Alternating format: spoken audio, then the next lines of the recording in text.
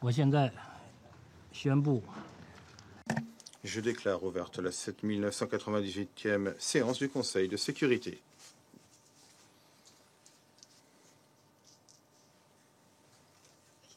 L'ordre du jour provisoire pour cette séance est la situation concernant la République démocratique du Congo. L'ordre du jour est adopté.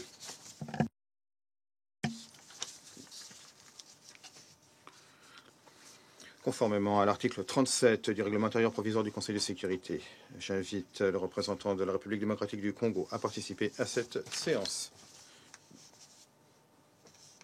Il en est ainsi décidé.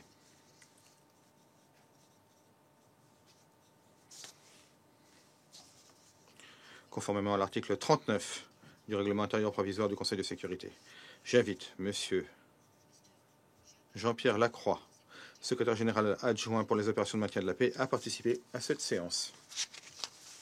Il en est ainsi décidé.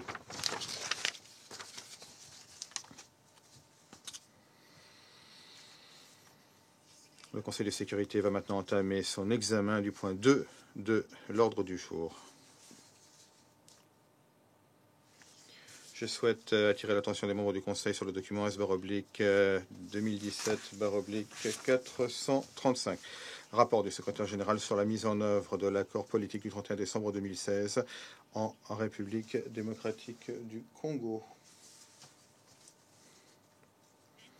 ainsi que le document sur la cote S/2017/565, rapport du secrétaire général sur la mission de l'Organisation des Nations Unies pour la stabilisation en République démocratique du Congo.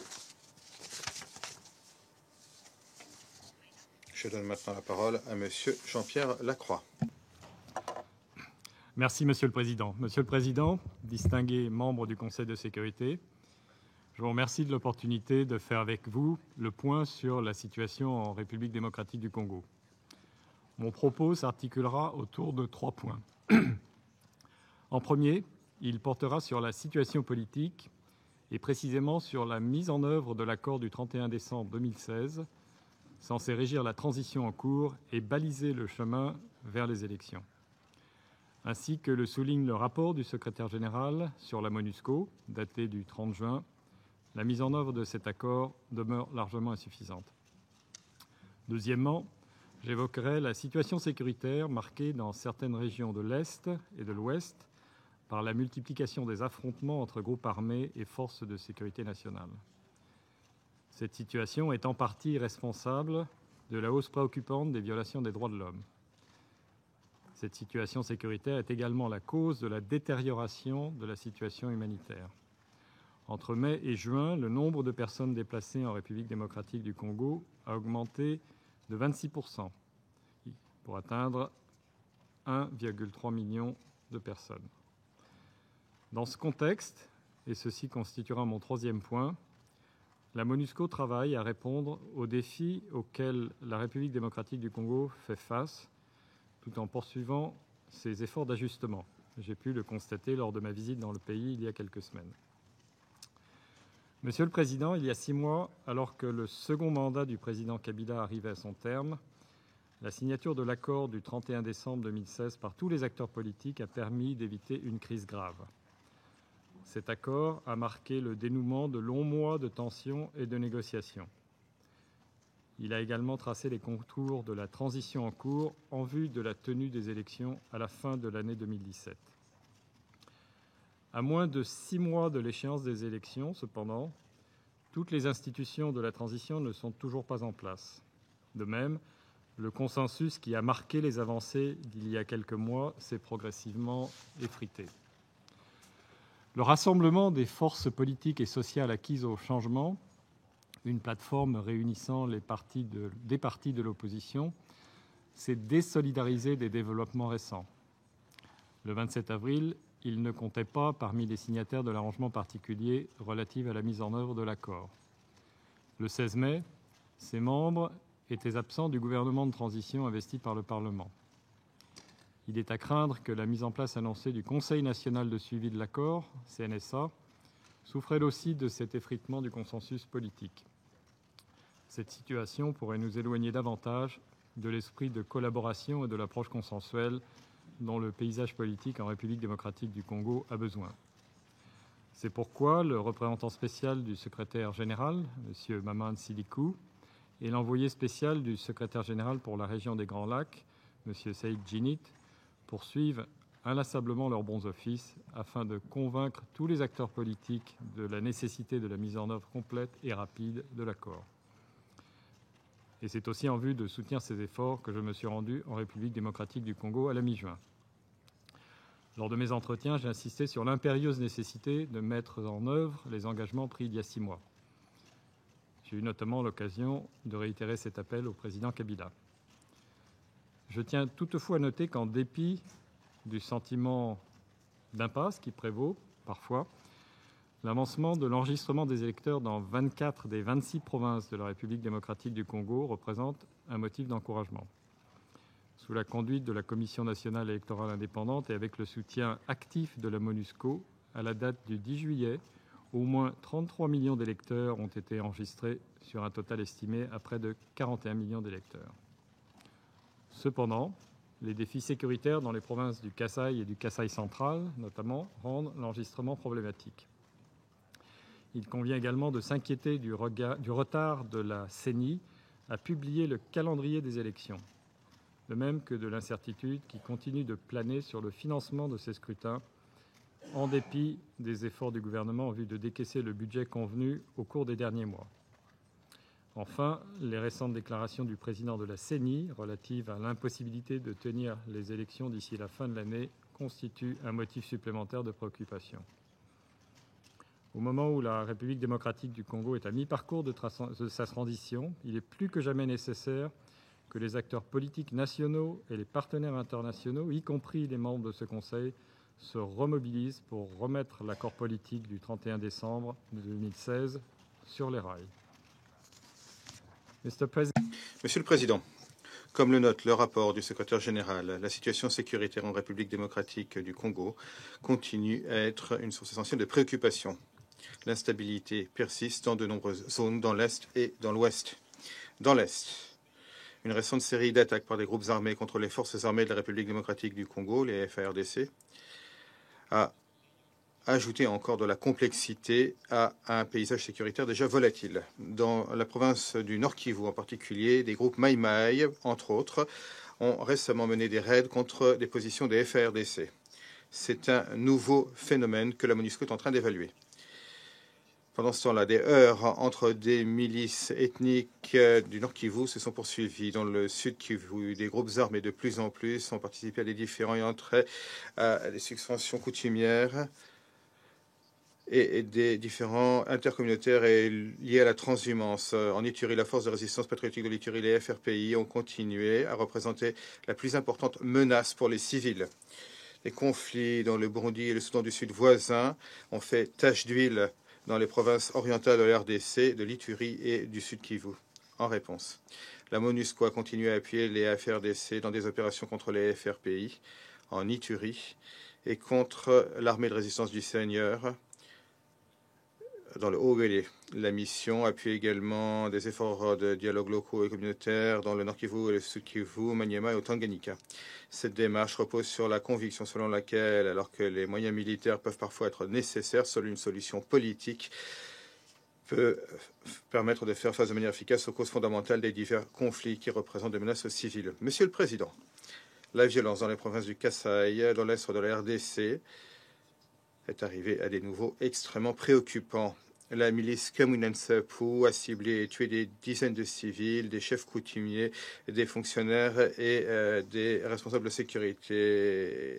Elle a également attaqué des centres d'enregistrement des lecteurs, des écoles, des institutions religieuses. Par exemple, dans plusieurs heures avec les FRDC du 25 au 28 avril, dans le territoire de Kazumba, 41 membres des milices et 12 soldats ont été tués. Tout aussi préoccupante est l'augmentation récente de violences interethniques dans la région du Kasaï. En avril, par exemple, des violences entre les Pende et Chokwe qui seraient dans le corps du gouvernement, des communautés Luba et Lulua qui seraient associées avec la milice Kamunensapu ont mené à la mort de 38 personnes dans le territoire de Kamonia dans la province du Kasaï. La MONUSCO a également reçu des signalements préoccupants d'exécutions sommaires et de viols, notamment de civils, par les forces de sécurité. En réponse à ces événements dans la province du Kasaï, la MONUSCO a établi une petite présence mobile dans plusieurs endroits pour aider à protéger les civils. Elle a déployé du personnel à Bulungu, Louisa et Chimbulu dans la province du Kasaï central et a renforcé ses présences existantes à Kananga et Mbujimayi, avec une combinaison de suivi des droits de l'homme et de communication politique appuyée par une présence militaire légère mais de plus en plus importante. La mission aide à ramener une certaine stabilité là où elle le peut. Par exemple, à Chimbulu, le déploiement en mai d'un déploiement d'unités de combat a contribué à un retour des personnes déplacées. Les écoles et les églises ont réouvert et la mission appuie les autorités locales dans leurs efforts de médiation.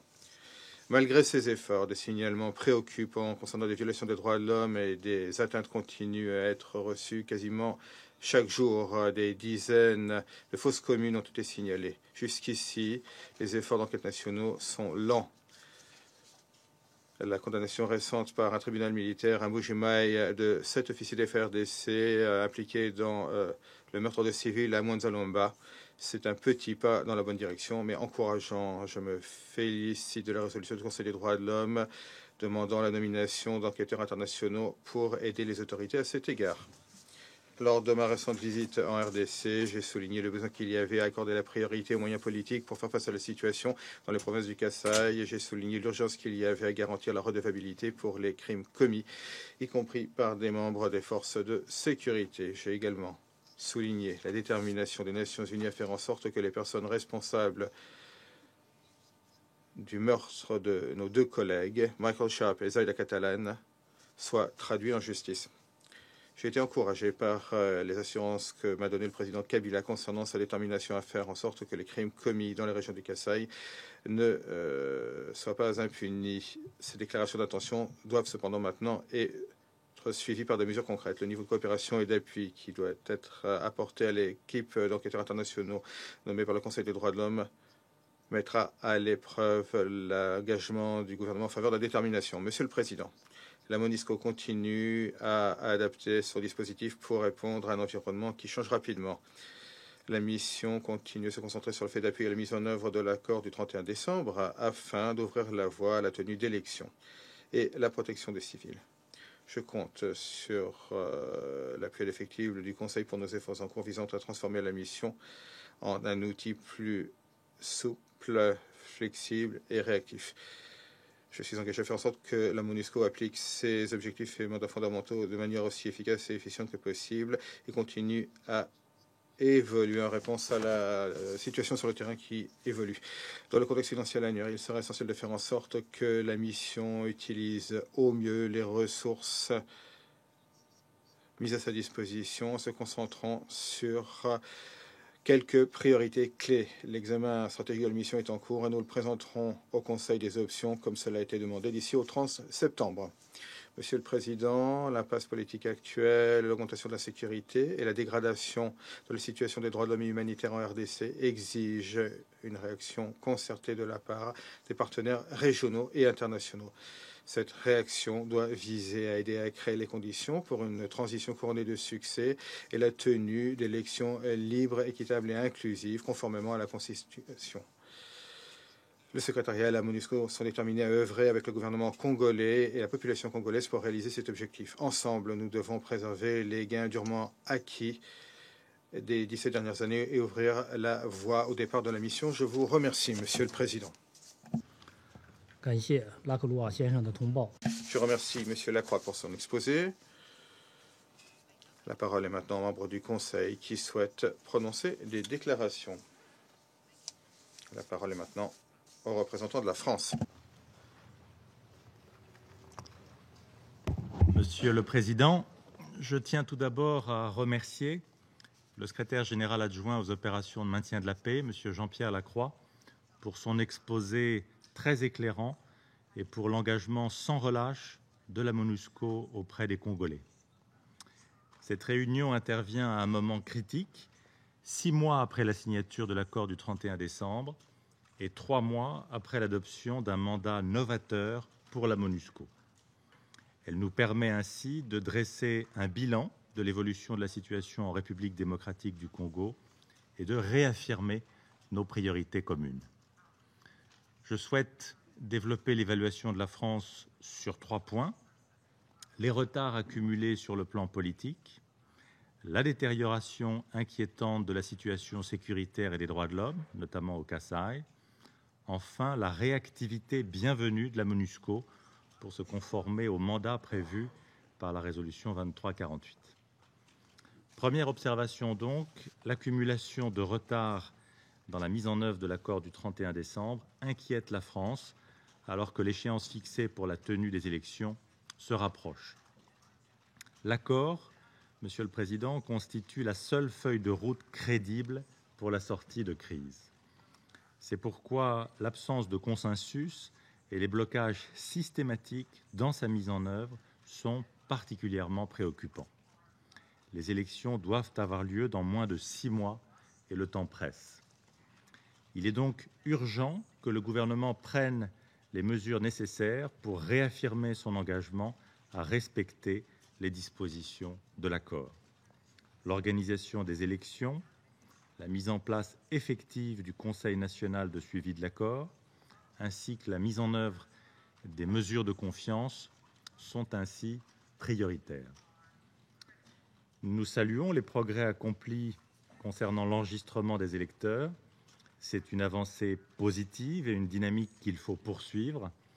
Nous déplorons cependant les retards du processus dans 3 provinces du Kasaï et à Kinshasa en particulier, et nous appelons les autorités à prendre les mesures nécessaires pour finaliser l'enrôlement et le fichier électoral.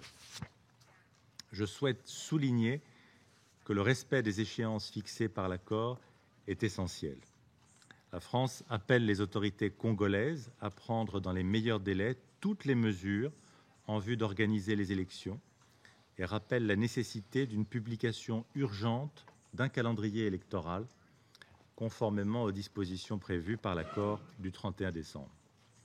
Ces avancées sont d'autant plus urgentes que les blocages actuels conduisent déjà à la multiplication des zones d'instabilité dans le pays. Deuxième observation, Monsieur le Président, l'intensification sans précédent des violences à l'ouest est particulièrement alarmante et requiert toute notre attention. La violence dans les Kasaï a atteint un niveau insoutenable. Les affrontements entre les forces armées congolaises et les membres de la milice Kamwina Nsapu font payer un lourd tribut aux populations, comme le montre l'accroissement continu du nombre de déplacés et de réfugiés. Nous sommes également très préoccupés par la propagation rapide de l'insécurité jusqu'au Tanganyika et par l'accroissement des conflits intercommunautaires dans ces régions. Je me joins à ce titre au secrétaire général pour condamner de la manière la plus ferme les attaques et appelle les belligérants à poser les armes afin de mettre fin à ce climat d'insécurité aux conséquences humanitaires désastreuses. Les évasions de détenus, qui se multiplient dans des proportions inhabituelles, ajoutent aussi à l'insécurité croissante. Un aspect clé de la résolution de cette crise sera la réponse apportée par les autorités congolaises en matière de lutte contre l'impunité.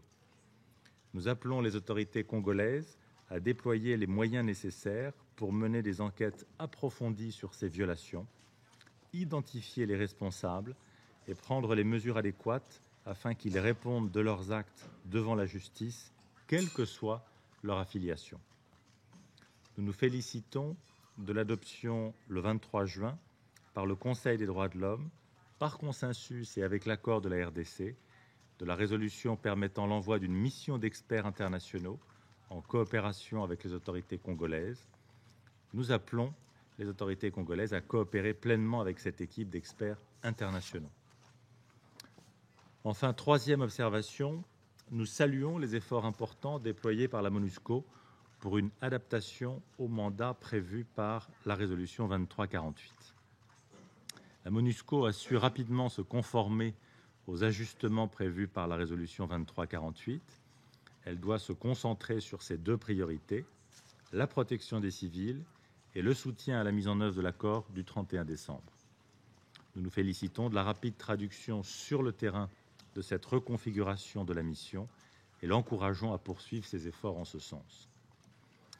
En conclusion, Monsieur le Président, la France réitère une nouvelle fois l'importance de la mise en œuvre consensuelle de l'ensemble des dispositions de l'accord du 31 décembre, qui est le cadre agréé par toutes les parties congolaises pour la transition en vue de la tenue des élections.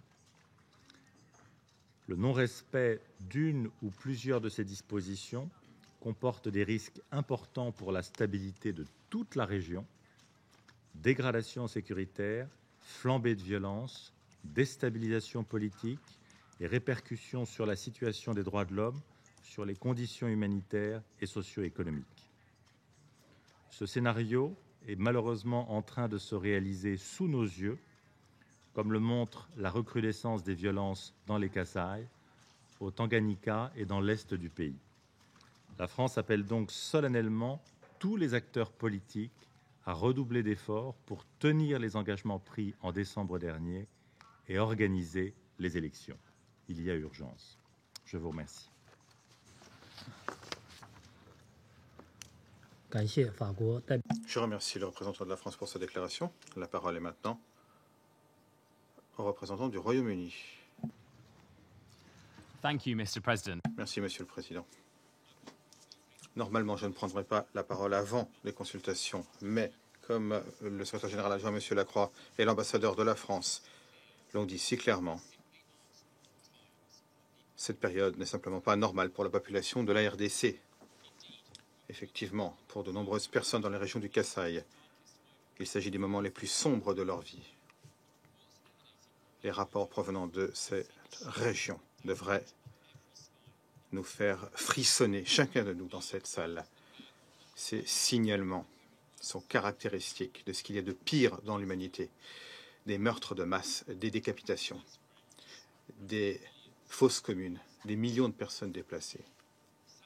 Malheureusement, comme le dit le conseiller du secrétaire général sur les génocides, les propres forces de sécurité du gouvernement sont responsables de beaucoup de ces morts et destructions dans certaines zones des provinces du Kasaï. Près de 100 enfants ont été mutilés et tués par les forces de leur propre gouvernement, et des enfants ont été victimes d'atteintes sexuelles de la part de forces gouvernementales.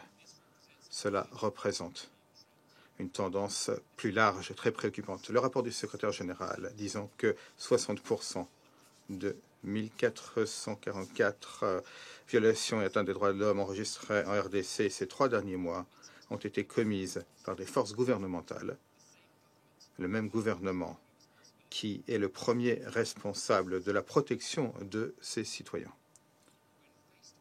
Lorsqu'on est confronté à l'enfer, les personnes doivent pouvoir avoir espoir en leur gouvernement. Pour la population du Kasaï, eh bien, ils n'ont que crainte pour leur gouvernement.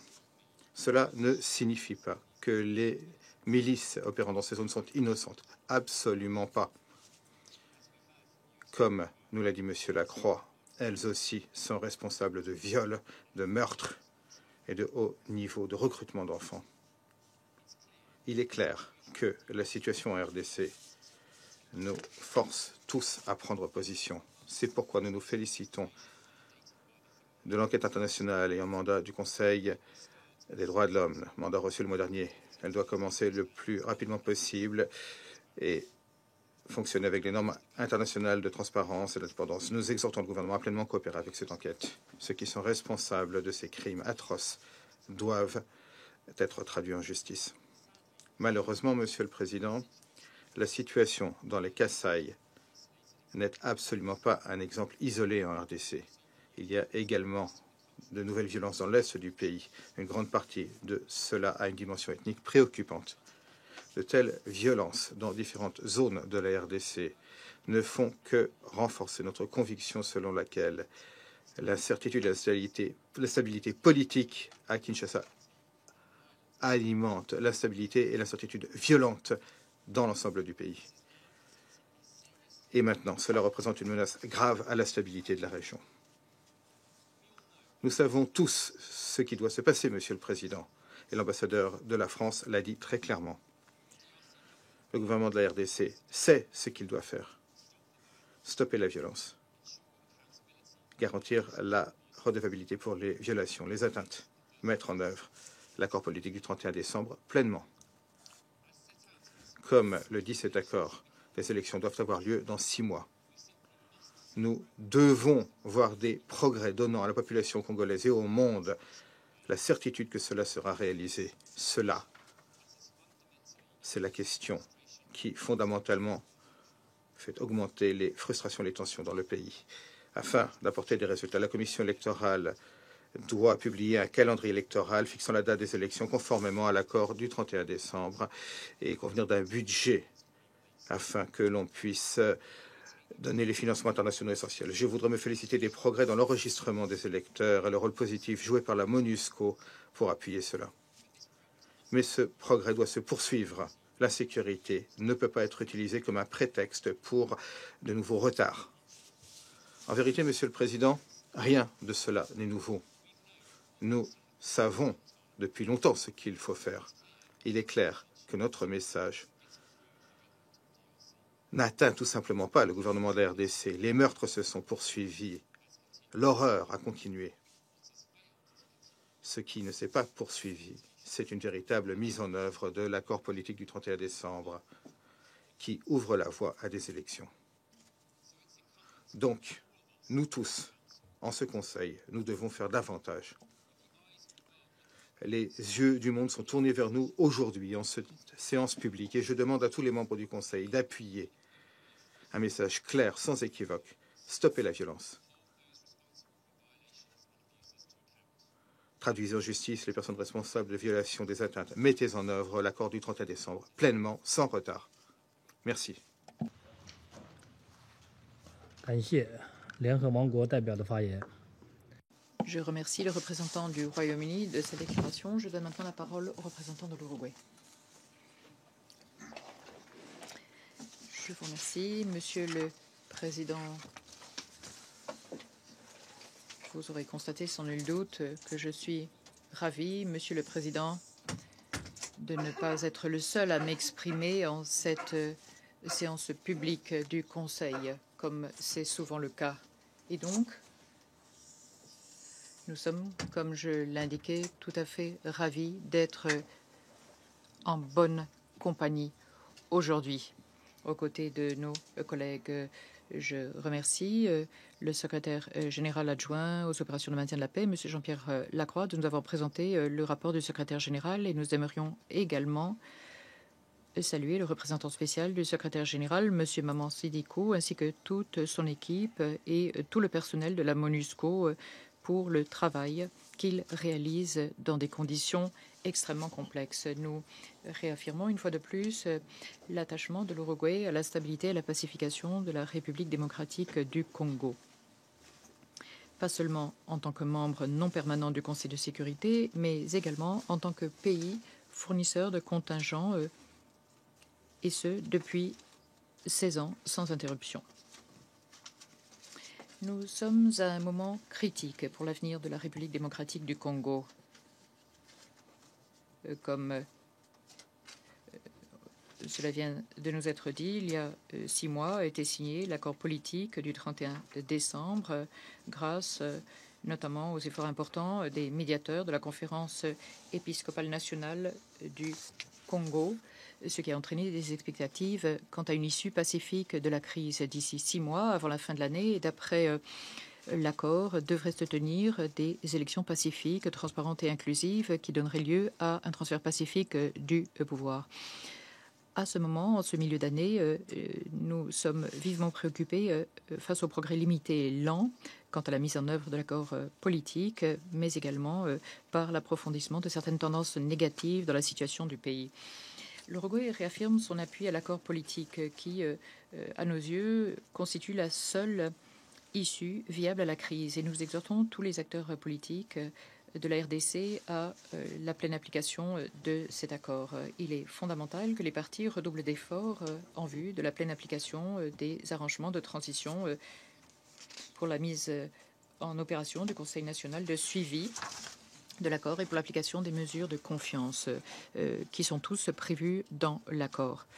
le rapport du secrétaire général et la présentation qu'on a fait M. Lacroix nous rendent compte de la détérioration constante de plusieurs tendances négatives eu égard à la situation dans le pays et principalement dans le domaine de la sécurité et des droits de l'homme. Nous sommes préoccupés par la propagation de l'insécurité dans la zone occidentale de la RDC. Nous constatons une augmentation des violences entre communautés ethniques, plus particulièrement dans la région des Kasaï. Il y a en outre une instabilité qui perdure dans différents secteurs de la partie orientale du pays, des suites, dans une large mesure, des activités de groupes armés et des milices. Le risque de violence dans les principales zones urbaines s'accroît si l'on tient compte du contexte électoral qui se rapproche. Il y a de nombreux civils qui sont forcés de se déplacer au sein du pays ou vers les pays voisins. L'Uruguay souhaiterait dire sa vive préoccupation face à la détérioration constante de la situation des droits de l'homme dans le pays. Nous sommes notamment préoccupés de l'augmentation significative du nombre de violations des droits de l'homme qui sont documentées par la MONUSCO tous les mois, touchant principalement les populations en situation de forte vulnérabilité, à savoir les femmes et les enfants. Mais ce qui attire plus particulièrement notre attention, ce sont les informations d'après lesquelles les agents de l'État ont été responsables de plus de la moitié des violations commises en matière de droits de l'homme. Nous sommes également préoccupés qu'il y ait la tendance à maintenir des restrictions quant à l'espace démocratique, avec une augmentation des violations des droits civils et politiques, notamment les libertés de rassemblement pacifique, d'opinion et d'expression. Nous réaffirmons que le gouvernement a pour responsabilité de protéger, de respecter les droits de l'homme et les libertés fondamentales. Nous encourageons les autorités nationales à agir avec célérité afin de mener des enquêtes et des procédures judiciaires qui permettraient de traduire devant la justice les auteurs de violations des droits de l'homme et de lutter contre l'impunité. Pour terminer, l'Uruguay rend hommage aux efforts que mène la MONUSCO en vue du réajustement de ses priorités et de ses capacités en vue de transformer la force, ce qui permettrait d'améliorer son efficacité. Nous souhaiterions, Monsieur le Président, réaffirmer ce que nous avions déjà indiqué au mois de mars dernier, au moment du renouvellement du mandat, s'agissant de la réduction des effectifs de la MONUSCO au moment même où il y a une augmentation conséquente des actes violents en RDC. Nous sommes encore plus préoccupés face aux commentaires concernant d'éventuelles nouvelles réductions prévues dans les mois à venir.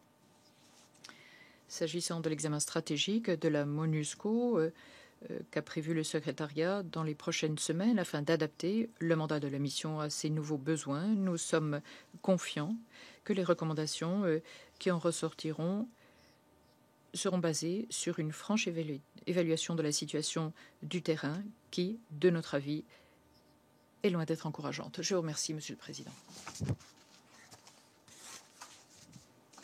Je remercie le représentant de l'Uruguay de sa déclaration et je donne maintenant la parole au représentant du Kazakhstan. Monsieur le Président, permettez-moi de remercier le secrétaire général adjoint, Monsieur Lacroix, de nous avoir présenté le rapport important du secrétaire général. Depuis notre dernière réunion du mois de mars, la situation de le pays reste fragile. L'accord politique du 31 décembre 2016 n'a toujours pas été appliqué et nous sommes préoccupés que le nouveau gouvernement, qui a été investi devant l'Assemblée générale le 16 mai, n'ait pas été reconnu par le Rassemblement. Il nous faut lancer un appel à toutes les parties prenantes dans le pays pour qu'ils appliquent l'accord par le biais d'un dialogue pacifique. L'application de l'accord doit être renforcée et appuyée par les pays voisins et organisations régionales. Dans ces circonstances, une organisation rapide des élections présidentielles avant la fin 2017 sera fondamentale pour éviter d'aggraver encore les tensions politiques pour qu'elles ne deviennent un conflit à part entière. Nous félicitons que l'inscription des électeurs se soit poursuivi. Nous nous félicitons de l'intervention de la MONUSCO relativement à ces activités. Nous condamnons les activités armées de tous les groupes armés dans le pays et notamment les attaques contre la population civile, le personnel des Nations Unies, les agents humanitaires, les exécutions sommaires et recours aux enfants. Contrairement aux droits, tous les groupes armés doivent cesser immédiatement tous ces actes violents. Le gouvernement de la RDC doit préserver une coopération importante avec la MONUSCO et organiser des opérations conjointes afin de neutraliser ces groupes armés. C'est également important que d'inscrire tous les électeurs et de se préparer aux élections, notamment dans différentes régions de la RDC, notamment les Kasaï. Comme nous l'indiquait Madame Gamba la semaine dernière, le niveau de violence exercé contre les enfants en RDC, notamment dans les Kasaï, est un niveau sans précédent pour ces dernières années. Je tiens à réaffirmer que le gouvernement de la RDC a pour responsabilité première de protéger toute la population civile et principalement les femmes et les enfants. S'agissant du meurtre de 2 experts onusiens, nous considérons qu'une enquête crédible doit se poursuivre par les autorités de la RDC afin que leurs auteurs soient traduits devant la justice. La situation humanitaire exacerbée par les crises dans l'est de la RDC et dans les Kasaï continue de se détériorer depuis début 2016. La situation socio-économique exacerbe encore la situation au plan humanitaire. La Banque africaine de développement doit aider le processus politique dans le pays. Je vous remercie. Je remercie le représentant du Kazakhstan de son intervention. Je donne la parole au représentant de la Suède. Je vous remercie, Monsieur le Président. Merci, Monsieur le Secrétaire général adjoint, de votre exposé. Je tiens également à remercier le Secrétaire général de son rapport. À l'instar de nos collègues, nous sommes vivement préoccupés face à l'étendue des violences, des violations du droit humanitaire international et de toutes les violations et atteintes des droits de l'homme avec une impunité totale qui se déroule dans le pays à l'heure actuelle. La situation dans les Kasaï ainsi que l'évolution négative de la situation dans l'est du pays sont extrêmement préoccupants. Les enfants sont touchés de façon disproportionnée. Il nous faut intervenir avec détermination pour nous assurer que ces violations prennent fin et éviter que de nouveaux conflits ne deviennent encore plus importants. Les moyens politiques doivent se voir accorder la toute première importance. La mise en œuvre de l'accord du 31 décembre, pavant la voie vers d'élections libres, pacifiques et crédibles sera essentielle à cet égard. Nous demandons une fois de plus à tous les signataires de pleinement mise en œuvre cet accord qui est aux côtés d'un règlement durable du processus politique sera la seule issue à ces crises de sécurité économique et humanitaire. Nous saluons une fois de plus le travail important mené par le représentant spécial Maman Sidikou et ses activités de bons offices. Nous appuyons son appel lancé à la CENI pour qu'elle publie sans délai un calendrier consensuel et officiel pour l'organisation des élections. Monsieur le Président, une RDC pacifique et stable est essentielle à la stabilité de l'ensemble de la région. Nous encourageons à un engagement constant avec les acteurs régionaux. Et dans ce contexte, nous saluons la délégation conjointe de la Conférence internationale de la région des Grands Lacs, la SADC, l'Union africaine et des Nations unies au mois de mai à Kinshasa et espérons qu'il y aura d'autres réunions qui feront suite. Le mandat de la MONUSCO que nous avons adopté ce printemps avec un accent mis sur l'appui au processus politique exhorte les Nations unies à agir de façon stratégique et efficace. Nous restons prêts à des consultations étroites avec le secrétariat pour garantir les capacités de la mission s'agissant de s'acquitter de son mandat et notamment la protection des civils. L'examen stratégique sera une contribution majeure à ces délibérations. Nous saluons le Conseil des droits de l'homme et sa résolution que nous avons co-parrainée demandant au Haut-Commissaire aux droits de l'homme d'envoyer une équipe d'experts internationaux, y compris de la région, afin de mener l'enquête sur des allégations de violations massives des droits de l'homme dans la région de Kasaï. Exhortons le gouvernement de la RDC à pleinement coopérer avec cette équipe d'enquête et le HCDH à cet égard. En dernier lieu, Monsieur le Président, il ne faudra pas ménager d'efforts pour que justice soit rendue pour ceux qui ont perdu la vie au service des Nations Unies, y compris les 2 experts onusiens, Zaida Catalan et Michael Sharp. La Suède, aux côtés du secrétaire général et des parties concernées, examinera des propositions concrètes quant à la façon dont le système onusien, y compris le Conseil, pourront appuyer ces enquêtes nationales actuelles afin que soit établie la vérité et d'amener les auteurs de ces crimes devant la justice. Nous envisagerions un mécanisme d'enquête complémentaire. Je vous remercie. Je remercie le représentant de la Suède de sa déclaration. Je donne maintenant la parole au représentant de la Bolivie. Merci, Monsieur le Président. Je tiens à remercier le secrétaire général adjoint de toutes ces informations qui sont tout à fait utiles pour être au courant de la situation en RDC.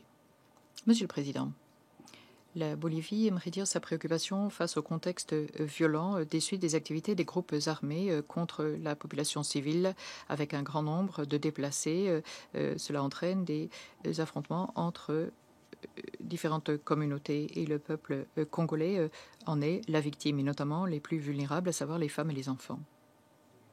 Nous sommes également préoccupés face à la détérioration de la situation humanitaire en RDC.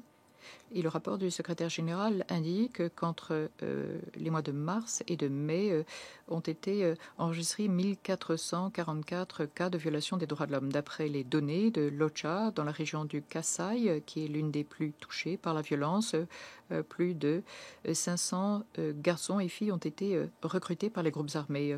Nous avons enregistré 600 cas de violences sexuelles depuis le mois d'août 2016 et de nombreux cas de victimes de traite de personnes humaines, d'exécutions sommaires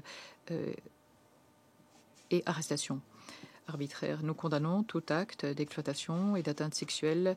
Ces crimes doivent faire l'objet d'enquêtes et présentés aux tribunaux pour que ce type de violence ne reste pas impuni. Monsieur le Président, dans la région du Kasaï, les déplacés dans le pays représentent 1,4 million et 3,8 millions se trouvent au-delà des frontières. Il y a un grand nombre de pays de moins de d'enfants de moins de 5 ans qui souffrent de malnutrition dans la province de l'Ituri et il est estimé que 3,5 millions d'enfants sur le territoire congolais sont touchés. Dans la moitié des provinces touchées par la violence, la population civile a connu un nombre de victimes, mais en outre n'a plus accès aux services de santé et autres. Les hôpitaux ont fait l'objet d'attaques par les groupes armés, ce qui entraîne un grave contexte de crise humanitaire.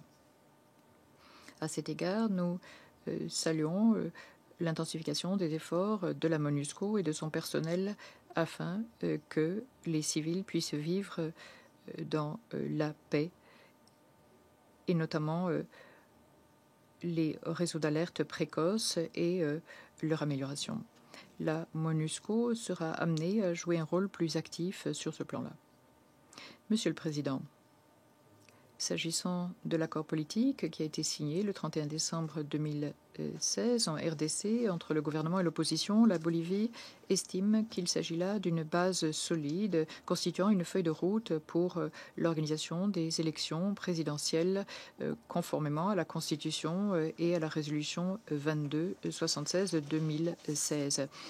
À propos de cet accord de 2016, nous sommes préoccupés qu'il n'y ait pas eu de mécanismes de suivi et pas non plus d'accord pour la mise en œuvre de mesures de confiance qui avaient été prévues. Nous prions les parties à consolider ces aspects. Nous soulignons les efforts visant à parachever l'inscription des électeurs dans 3 provinces de la RDC et nous exhortons les autorités à poursuivre sur cette lancée dans les provinces du Kasaï et du Kasaï central afin de mettre en œuvre l'accord du 31 décembre. Nous soulignons également la nécessité d'avoir un dialogue inclusif portant sur le respect de la Constitution en tenant compte des points de vue de toutes les parties. Du rassemblement des forces politiques et sociales de la République démocratique du Congo, ainsi que pour le parti de la majorité présidentielle. Nous saluons la participation de l'Union africaine, entre autres de la conférence internationale de la région des Grands Lacs et tous les garants du processus de paix qui redoublent d'efforts par le biais de différentes initiatives politiques de pacification et de coopération en vue d'un réel processus de réconciliation. Nous prenons bonne note des efforts diplomatiques du gouvernement en vue d'obtenir l'appui d'autres pays de la région en vue de la mise en œuvre de cet accord du 31 décembre, y compris des réunions bilatérales au niveau présidentiel. Nous convoquons, demandons à tous les groupes armés à déposer leurs armes et demandons à tous les partis au conflit à laisser de côté leurs intérêts qui évitent un dialogue fructueux en vue d'arriver à des accords qui seraient favorables à la stabilisation du pays. Nous exhortons également les forces armées de la RDC et à la MONUSCO de travailler de concert. Pour terminer, Monsieur le Président, nous restons convaincus que le peuple et les institutions du Congo doivent se prononcer sur l'avenir de leur pays. Cela nous semble être un facteur décisif en vue de la paix, de la stabilité et du développement dans le plein respect de la souveraineté, indépendance et intégrité territoriale de la RDC. Je vous remercie, Monsieur le Président. Je remercie le représentant de la Bolivie de sa déclaration. Je donne maintenant la parole au représentant des États-Unis. Monsieur le Président, lorsque l'on songe à l'histoire de la République démocratique du Congo, la RDC, trop souvent, nous avons été les témoins de violences sans pareil et de cruauté extrême. Les Nations unies et l'ensemble de la communauté internationale ont œuvré sans relâche ces dernières années pour aider à amener la paix dans le pays. Le secrétaire général adjoint Monsieur Lacroix, nous vous félicitons ainsi que la MONUSCO d'avoir appuyé les efforts sur tous les plans. La mission de maintien de la paix de la MONUSCO a pour tâche essentielle de préserver la sécurité des populations et nous souhaitons veiller à ce que la MONUSCO puisse s'acquitter de son mandat. Mais un pas important pour veiller à ce que l'histoire ne se répète pas une fois de plus en RDC visera à aider la population congolaise à arriver à une transition du pouvoir pour faire entendre leur voix par le biais d'élections présidentielles inclusives qui se tiendraient cette année. Tout retard des élections ne saurait se produire. La communauté internationale doit intervenir et faire pression, non seulement sur le président Kabila et sur son gouvernement, mais également sur la CENI, Commission électorale nationale indépendante. Cette commission doit immédiatement publier un calendrier électoral et notamment la date prévue pour les élections présidentielles. Les États-Unis ont déjà démontré qu'ils restaient prêts à intervenir contre ceux qui retardent et empêchent l'application de l'accord du 31 décembre et des préparatifs à des élections présidentielles crédibles. Nous restons prêts à intervenir à nouveau contre ceux qui empêchent cette transition pacifique de pouvoir. Le Conseil devrait également envisager des sanctions ciblées afin de réduire le niveau de violence en RDC et pour que toutes les parties prenantes interviennent en vue de l'avenir du pays. Ceux qui seront responsables d'empêcher ces progrès de la RDC et ses institutions démocratiques doivent être tenus responsables. Les parties prenantes, pour l'instant, n'ont pas subi les conséquences de cette poursuite de l'instabilité. L'alternative à une transition démocratique dans le pays serait le retour à la violence. Et c'est ce que nous constatons aujourd'hui même dans la région des Kasaï. Ce retour à la violence terrible est une chose que personne ne souhaite, mais nous avons un grand nombre de déplacés dans le pays qui fuient la violence dans les Kasaï, y compris quelques 30 000 personnes qui sont aujourd'hui des réfugiés dans le pays voisin de l'Angola. Il y a tout juste 5 jours, nous avons entendu le conseiller spécial sur la prévention du génocide, Adama Dieng, et la représentante spéciale pour les enfants en temps de conflit armé, Madame Gamba, qui nous ont fait part des rapports troublants pour la région de Kasaï.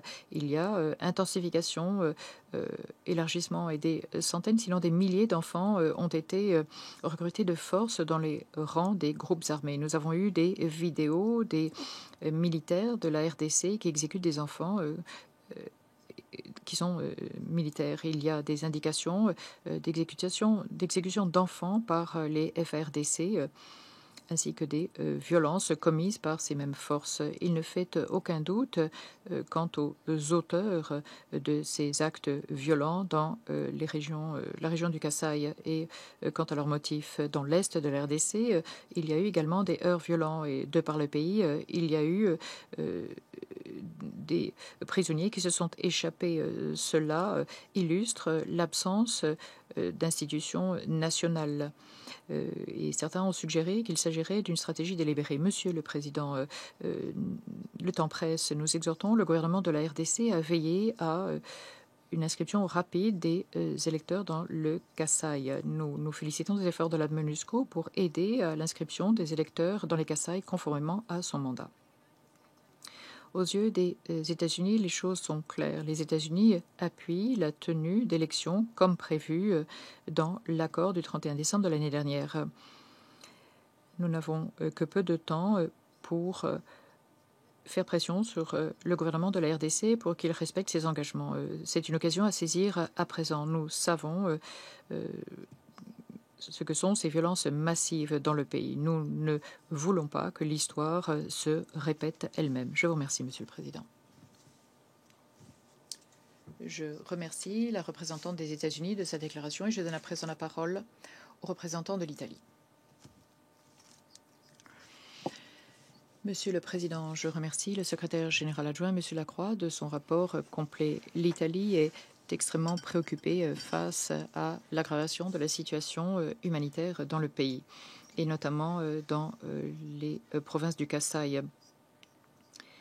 L'impact sur la stabilité de la région ne saurait être sous-estimé. Nous sommes tout aussi préoccupés par la réduction de l'espace démocratique dans le pays et des violations des droits de l'homme. Le gouvernement de la RDC a pour responsabilité première de respecter et de protéger les droits de tous ses citoyens.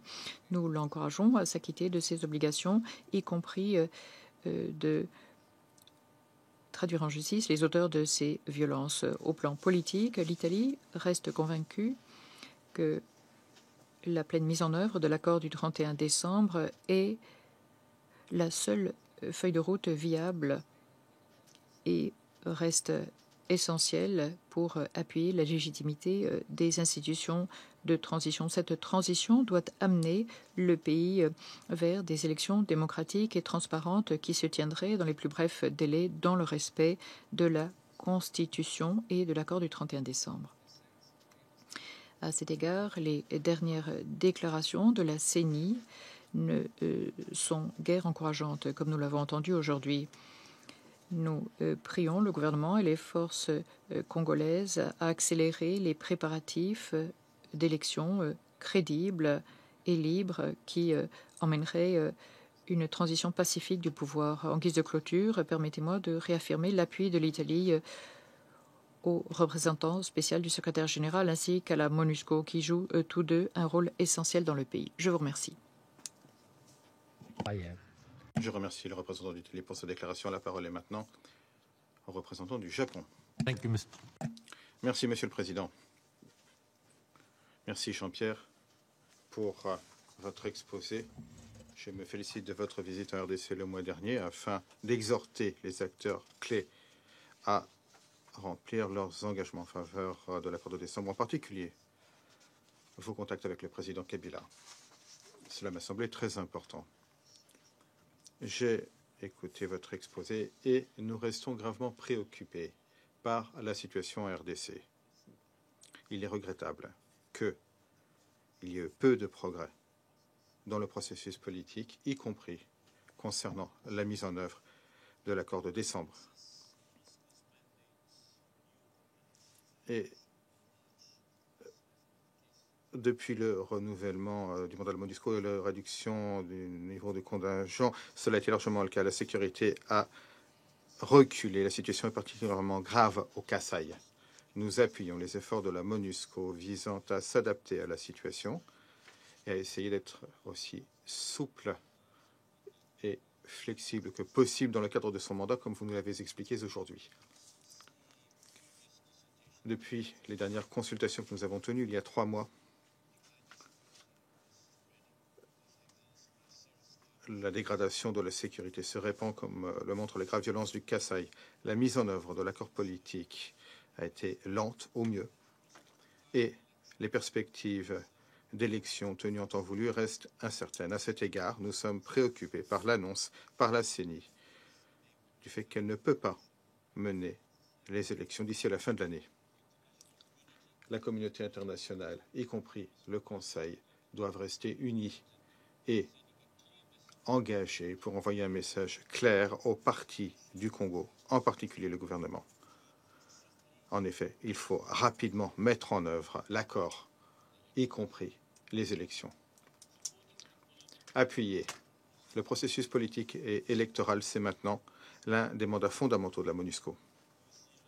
Monsieur Lacroix nous a expliqué quels sont les principaux défis auxquels est confrontée la MONUSCO à présent, y compris l'extrême difficulté de l'enregistrement des électeurs au Kasaï, étant donné la situation, et l'absence de ressources de manière générale.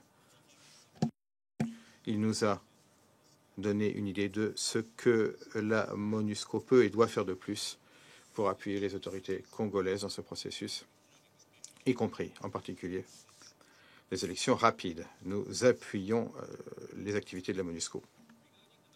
Concernant une autre tâche prioritaire de la MONUSCO, c'est-à-dire la protection des civils, la mission a été ajustée pour réinstaller un grand nombre de personnels et de ressources dans les zones ouest et sud afin de mieux relever ce défi. La situation au Kasaï est grave. Il y a plus de 3300 meurtres signalés par l'Église catholique depuis octobre dernier. Les civils continuent à être attaqués par les éléments armés dans l'est de la RDC.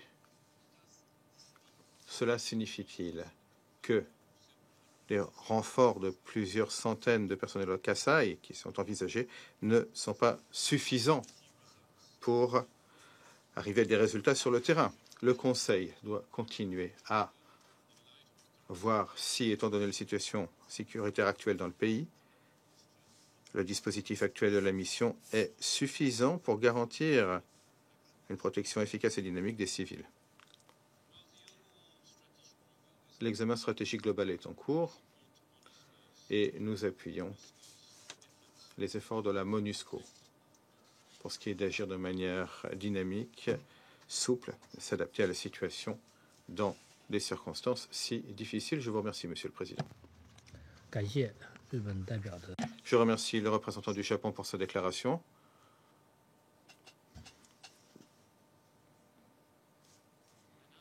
La parole est maintenant au représentant de la République démocratique du Congo.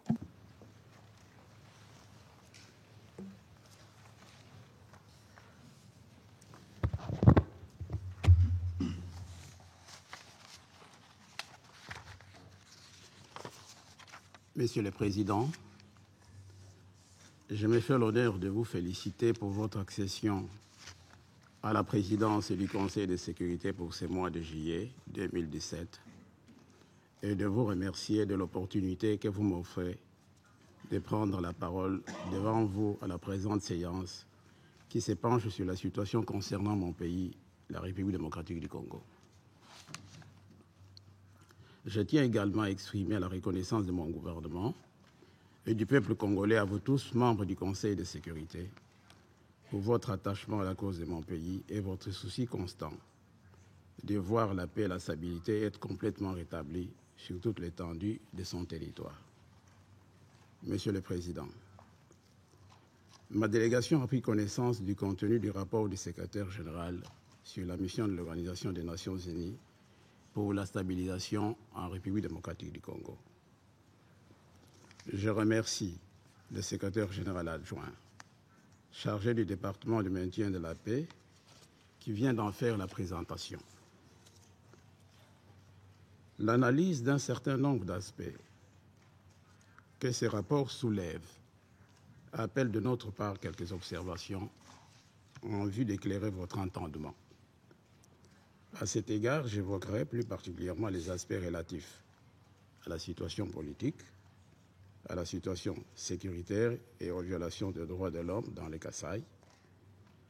Je ne manquerai pas, d'une manière très sommaire, de dire aussi un petit mot sur la transformation de la force et le dialogue stratégique. Concernant la situation politique, comme le signalent les rapports dans son paragraphe 3, suite au manque de souplesse et de concessions de la part du rassemblement de forces politiques et sociales, la nomination des membres du gouvernement a connu du retard. La même attitude a non seulement prévalu lors de la signature des arrangements particuliers portant sur l'application de l'accord, mais a également causé du retard à la mise en place du Conseil national de suivi de l'accord et du processus électoral. Pour ce qui est de ces derniers points, il est important de signaler que, dans le cadre de la prochaine mise en place du dit Conseil, une réunion préparatoire a regroupé le lundi 3 juillet 2017 les membres devant faire partie du dit Conseil, parmi lesquels il y avait des représentants de la majorité présidentielle, de l'opposition signataire de l'accord du 18 octobre, d'une partie du Rassemblement, l'autre partie de l'obédience de Félix Tshisekedi et alliés ayant refusé d'y participer, ainsi que de délégués de la société civile. Une autre rencontre réunira prochainement les mêmes personnes et sera consacrée à la désignation par consensus du président de cet organe, à la validation du mandat des membres et à leur installation, ainsi qu'à l'élaboration du règlement d'ordre intérieur. Monsieur le Président, en ce qui concerne les élections, comme l'indique également le rapport, le processus de mise à jour du fichier électoral semble bien évoluer. Sur les 26 provinces que comprend le pays, 13 ont été complètement couvertes par ces opérations, tandis que celles-ci se poursuivent encore dans les 11 autres et n'ont pas encore démarré dans la province du Kasaï et celle du Kasaï central, suite à la situation qui a prévalu avec l'insécurité créée par la ministre des Cameroun centraux. En effet, dans ces provinces, certains préposés de la CENI ont été pris à partie, tout comme plusieurs bureaux ont été incendiés et le matériel détruit. Aujourd'hui, où on y observe un peu d'apaisement, la CENI s'emploie de nouveau à y déployer le matériel. Selon le programme qu'elle a établi, les opérations pourraient démarrer dans ces deux provinces le 20 du mois en cours. Il est donc important que les personnes déplacées ayant fui l'insécurité à l'étranger et dans d'autres régions du pays regagnent leur milieu pour participer à ces opérations. À cet effet, le gouvernement invite la population de ces deux provinces à plus de civisme pour permettre au processus d'évoluer sans accroc. Il invite également les acteurs politiques, toutes tendances confondues, et ceux de la société civile, ainsi que les membres de la communauté internationale, à éviter tout discours de nature à y raviver des tensions, de façon à créer un climat propice à y rétablir la sérénité et la quiétude dont on a grandement besoin pour l'organisation des élections. Au jour d'aujourd'hui, sur les 45 millions d'électeurs attendus pour l'ensemble du pays, la Commission électorale nationale indépendante en a déjà enrôlé près de 33 millions. Pour revenir à la préoccupation soulevée par certains d'entre vous, relative à l'organisation des élections, vous conviendrez avec moi que leur organisation nécessite la participation de toutes les provinces du pays. En effet, on ne peut pas envisager d'organiser une élection aussi importante que la présidentielle, en excluant les deux provinces du Kasaï et Kasaï central, qui représentent plus de 10% de l'ensemble du corps électoral. Il va de soi qu'une pareille élection, si elle était organisée, risquerait d'entacher la crédibilité du résultat, ce qui, à coup sûr, pourrait conduire au désordre et aux troubles. Monsieur le Président, concernant le volet sécuritaire, le gouvernement est conscient de la situation préoccupante qui prévaut dans la partie est du pays et dans le lieu Kasaï. C'est la raison pour laquelle il reste mobilisé et déterminé dans les actions engagées avec le concours de notre armée pour établir l'ordre, la paix et la sécurité, ainsi que pour poursuivre la lutte contre l'éradication des groupes armés nationaux et étrangers. Dans les cas de province du Kasaï en général, comme le reconnaît le rapport, notre armée s'emploie à y rétablir l'ordre et à juguler l'insécurité. À ce titre, il y a lieu de signaler la reddition d'un grand nombre de miliciens. En effet, près de 1700 se sont rendus avec leurs armes et ont reçu de la part du gouvernement des kits de réinsertion. 138 enfants sortis des rangs de ces miliciens ont été aussi remis à l'UNICEF et à la MONUSCO pour leur insertion sociale. En rapport avec les violations des droits de l'homme enregistrées dans ces provinces, le président de la République avait déjà à son temps instruit les ministres de la Justice de prendre les dispositions nécessaires pour faire diligenter les enquêtes afin que justice soit rendue à toutes les victimes des atrocités vécues dans ces milieux. Dans ce contexte, le comportement des éléments marginaux de l'armée ayant commis des atrocités sur les civils à Mwanza-Lomba ont fait l'objet de condamnations par la justice militaire. Il n'est donc pas correct, comme certains d'entre vous l'ont affirmé, que ces violations demeurent impunies.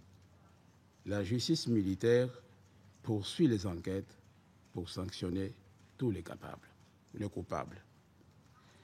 Dans le même ordre d'idées, l'action entamée en justice pour les cas du meurtre de 2 experts des Nations Unies suit son cours. Le gouvernement qui collabore déjà dans cette affaire avec la MONUSCO et le Bureau conjoint des Nations Unies aux droits de l'homme tient à conduire ces enquêtes, ces dossiers dans la transparence et à châtier les auteurs de ces crimes. C'est dans cet esprit qu'il a accueilli favorablement la demande du gouvernement américain qui participe dans les enquêtes relatives à travers le FBI. Comme nous l'avons déjà dit devant vous, le gouvernement de mon pays est ouvert et prêt à travailler également avec le gouvernement suédois s'il sollicite sa collaboration. Les enquêtes qui se poursuivent ont permis l'arrestation de 11 autres suspects, parmi lesquels 8 seraient identifiés comme ayant joué un rôle direct dans l'assassinat des experts. Pour revenir sur les interventions de certains d'entre vous, ma délégation est surprise de constater la virulence avec laquelle vous vous en prenez à nos forces de l'ordre. Il est vrai que quelques éléments marginaux, comme cela existe dans toutes les armées du monde, ont commis des abus que nous déplorons et condamnons. Le gouvernement de mon pays a pris les dispositions nécessaires pour les sanctionner. Quand on examine le degré de violence commise dans les Kasaï, où la milice de Kamwina Nsapu s'est attaquée aux forces de l'ordre en tuant certains de ces éléments, en les décapitant et en exhibant leurs têtes comme des trophées, si cela arrivait dans vos pays, comment vos forces de l'ordre réagiraient? Quand vos forces de l'ordre réagissent, parfois de façon violente, devant les faits parfois bénins que nous vivons tous, comment réagissez-vous? Quelles mesures prenez-vous? Non, je crois qu'il faut éviter de faire le 2 poids, 2 mesures.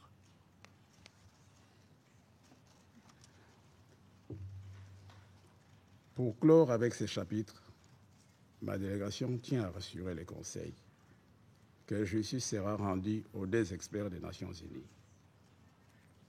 Justice sera rendue également à leurs 4 accompagnateurs de nationalité congolaise, dont les corps n'ont jamais été retrouvés. Justice sera rendue enfin à tous nos compatriotes qui ont été victimes des violences causées par la milice de Kamwina Nsapu. Monsieur le Président, les rapports font aussi état de fosses communes qu'on aurait découvertes dans cette partie du pays.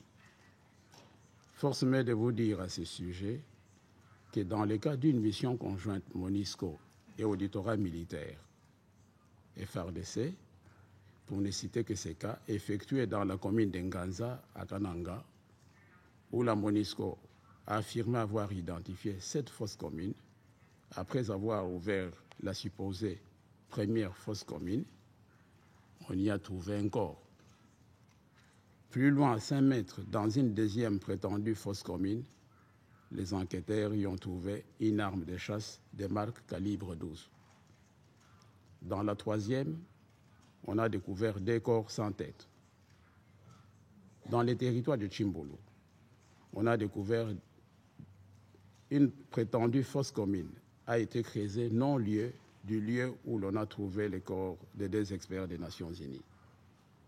Les équipes conjointes MONUSCO, auditorat militaire et FARDC y ont trouvé une moto. Nous ne disons pas que les fosses communes n'existent pas. Il est question que ceux qui affirment qu'elles existent les fassent voir et que les investigations établissent leur existence.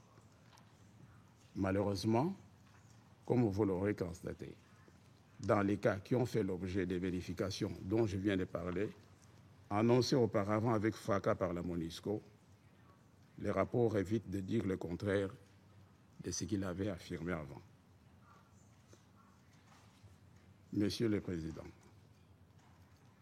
la situation déplorable du déplacé ne concerne pas que la RDC.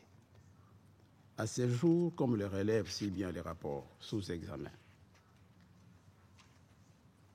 on dénombrera au début du mois de juin 2017 4073 réfugiés en RDC. La plupart viennent de pays voisins cités dans les rapports. En plus de ces réfugiés, il faut mentionner de nombreux groupes armés étrangers. L'approche régionale de la situation est donc importante et reste de mise. Monsieur le Président, pour ce qui est du déploiement de la MONUSCO et de l'exécution de son mandat, comme le reconnaît le rapport, la réduction effective de 3600 casques bleus faisant l'objet d'une des dispositions de la résolution 2348 n'a pas encore eu lieu. Il en est de même de l'opérationnalisation de la brigade d'intervention qui n'est pas non plus effective. Selon les informations en notre possession, celle-ci ne pourra se faire qu'après le remplacement des troupes actuelles par des unités beaucoup plus aguerries et dotées d'un équipement plus adapté pour faire face à la guerre asymétrique. Monsieur le Président, je ne saurais terminer mon propos sans remercier les Nations Unies pour leur engagement et leur dévouement à la cause de mon pays. Et à vous tous, membres du Conseil de sécurité, je réitère toute la reconnaissance et la gratitude de mon pays. Je vous remercie.